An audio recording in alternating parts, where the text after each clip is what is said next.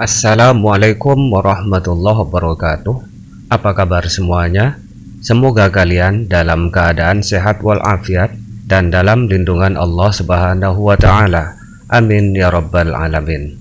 Sahabat-sahabatku, pada kesempatan ini kita akan membahas tentang tawakal, taat, qanaah, dan sabar dalam perspektif Islam. Yang akan kita bahas adalah dari segi definisi atau maksudnya, kemudian contohnya. Oke, mari kita bahas satu persatu. Yang pertama yaitu tawakal. Tawakal adalah menyerahkan segala urusan kepada Allah Subhanahu wa Ta'ala. Maksudnya adalah menyerahkan hasil dari apa-apa yang kita upayakan sesuai kehendak dan ketentuan Allah Subhanahu wa Ta'ala. Misalnya kita mau menghadapi tes kelulusan, maka tugas kita adalah belajar, berlatih, dan berdoa semoga lulus. Mengenai lulus atau tidaknya, kita serahkan kepada Allah. Penyerahan ini disebut tawakal. Tetapi misalnya kita mau menghadapi tes kelulusan, tapi kita tidak belajar, tidak berlatih, dan hanya berdoa saja dengan maksud menyerahkan kelulusan kepada Allah, maka ini tidak dinamakan tawakal karena upaya kita ada yang kurang. Pembahasan yang kedua yaitu mengenai taat. Taat adalah tunduk dan patuh mengikuti perintah Allah Subhanahu wa Ta'ala. Maksudnya adalah mematuhi perintah Allah sesuai syariat dengan rasa tunduk sebagai pengabdian seorang hamba kepada Tuhannya.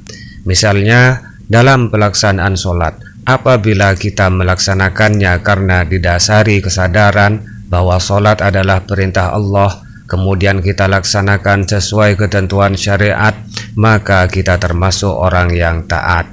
Tetapi jika kita sadar bahwa sholat adalah perintah Allah dan kita laksanakan tidak sesuai syariat, seperti sholat di luar waktu yang ditentukan, maka berarti kita belum termasuk orang yang taat. Karena di antara syarat sah sholat adalah dilaksanakan pada waktunya.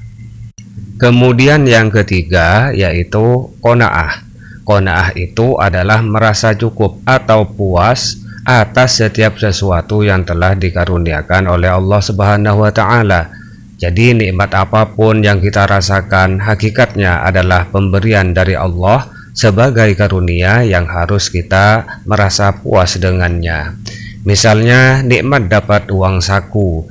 Nah, uang saku adalah karunia dari Allah melalui perantara orang tua yang dititipi rezeki dan kasih sayang terhadap kita.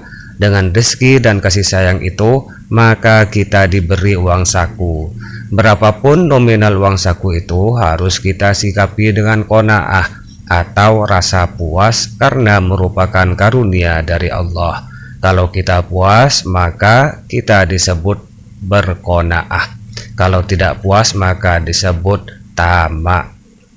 Kemudian yang terakhir, yang keempat yaitu sabar. Sabar itu adalah menahan diri untuk selalu ada di jalan kebenaran dan tabah menghadapi segala cobaan.